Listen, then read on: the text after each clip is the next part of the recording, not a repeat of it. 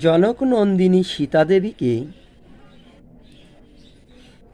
বহুভাবে প্রবোধ দিলেন ত্রিজটা দেবী। প্রবোধ দিয়ে অবশেষে নিজ গৃহে ফিরে গেলেন। আর এদিকে জানকী দেবীর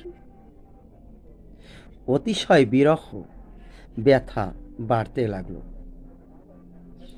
তিনি নিশি ও চন্দ্রের রূপকে বা গুণকে বহুভাবে নিন্দা করলেন। নিন্দা করে বলে উঠলেন, হে রাত্রি, তুমি তো যুগসম বড় হয়ে গিয়েছ। তুমি কি বুঝতে পারো না, এ বিরহ বেদনা সহ্য করে এই নিশি আর কাটতে চায় না?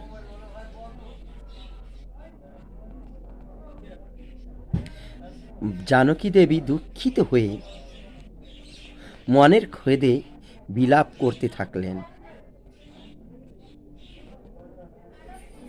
যখন বিরহ হেতু অন্তরে প্রচণ্ড প্রদাহ হতে শুরু হলো, তখন আবার জানকী দেবীর বাম নেত্র ও বাহুতে স্পন্দনে অনুভূতি লাভ হলো। শুভ সংকেত মনে হলো। জানকী দেবীর মনে হলো যে এবার কৃপালু রামচন্দ্র তাকে কৃপা করবেন।